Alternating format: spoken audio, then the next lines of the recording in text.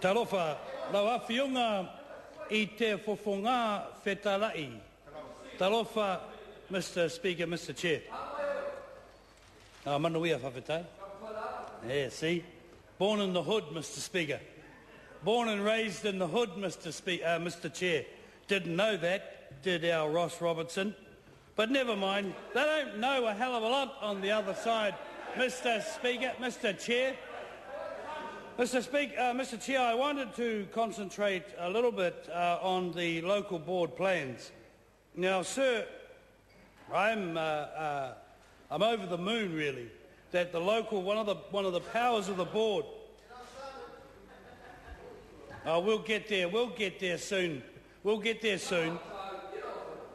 One of the default levels of service for local activities, it has to include that. It has to include an explanation of each of the variations, if there are any, sir, to that level of service for local activities. Sir, it's to include an estimate of additional cost or even savings associated with each variation, sir. It's to include a budget.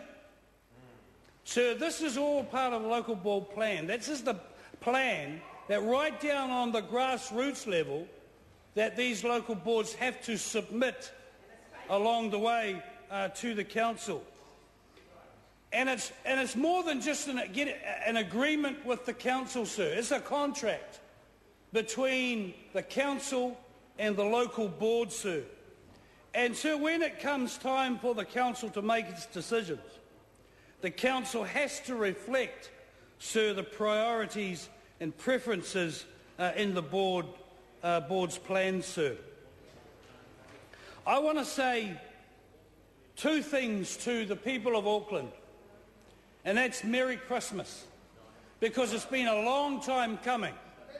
And you know why it's taken so long, Mr. Chair? Because the little fiefdoms that have been perpetuated by none other than those people across the way. The little fiefdom out in South Auckland, the little fiefdom over the shore, the little fiefdom in West Auckland. Absolutely. Oh, no, Mr. Chair, we aren't worried. We aren't worried, because what the people of Auckland are going to get is a shot in the arm to bring Auckland into the 21st century. And how do I know this? How do I know this? In my hand I have an SOP from none other than Shane Jones. He works so hard on the Select Committee. Mr. Chair, day in, day out. It was a slogfest, Mr. Chair. And all they could come up with after the rhetoric on Māori seats was the Auckland Transition Agency must ensure that Auckland is divided into two Māori electoral districts for the purposes of electing councillors to represent the Māori people. Where'd they come up with that brilliant idea? Where'd they come up with it after all of the submissions from everybody, even those against Māori seats? All they could do was come up with that.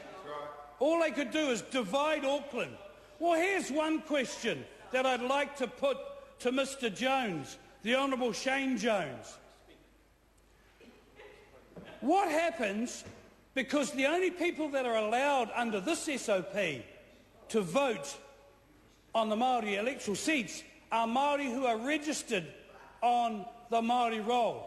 What happens to the thousands upon thousands upon thousands of people that live in Auckland City who aren't on the Māori roll? So, in one foul swoop, Mr. Jones believes he's given the vote to everybody, but he hasn't. He's disenfranchised a large proportion of Māori who live in Auckland.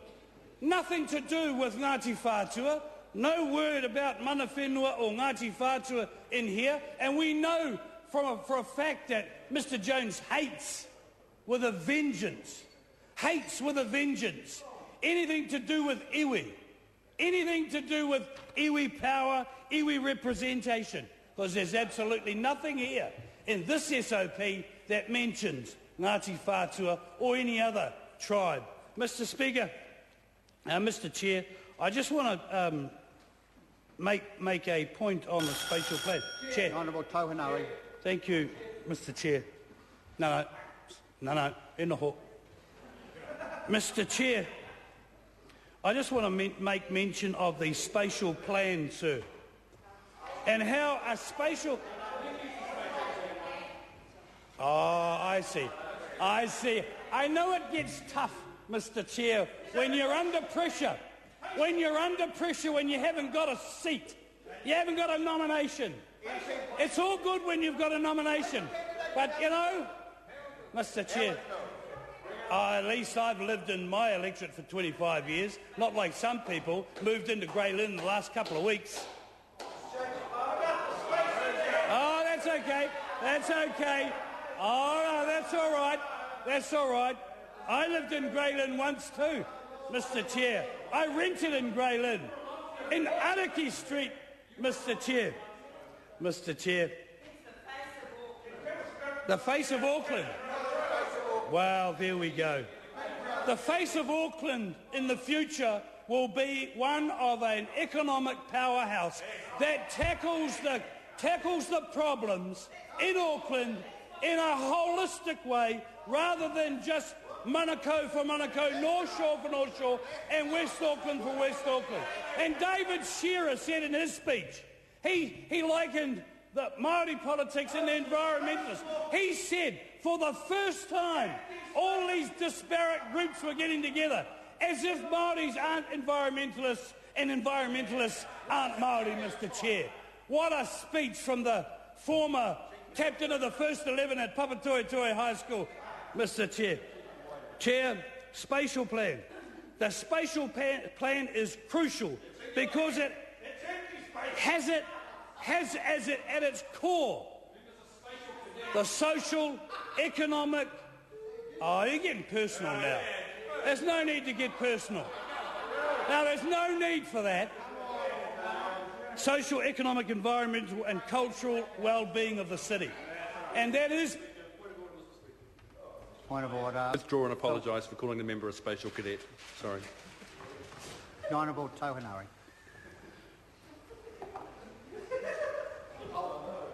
I won't get in the gutter. I will not get in the gutter with that member.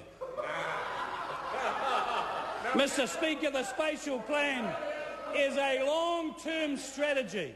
It's a long-term strategy. And the Labor Party would know what a long-term strategy is because they'll be sitting over there for a very long time. They'll be sitting over there for a very, very long time. Mr. Speaker, Mr. Chair, the spatial plan actually becomes the aspirational note of the city. The aspirational notes of the city. And let me say this in winding up, that if we get it right for Auckland, the whole of the country will be right. You know, it's all right for the members across the way to think that economic development in this country starts and begins in Timbuktu, but it actually starts with getting Auckland right.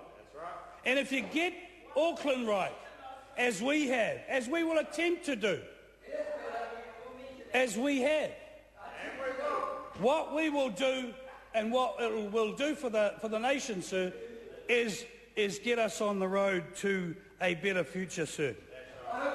Mr. Chair, I want to finish by saying that last night in that great suburb of West Auckland, Taratu Peninsula, I know that Phil Twyford's after the nomination.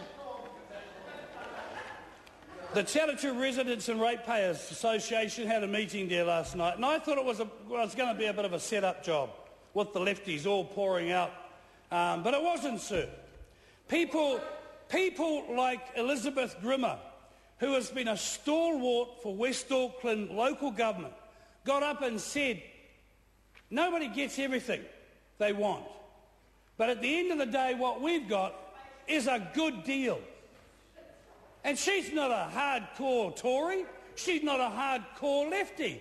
She's a hardcore community person that you cannot, sir, say that she is wedded to any philosophy other than local government and community input. So I take my hat off to the likes of Elizabeth Grimmer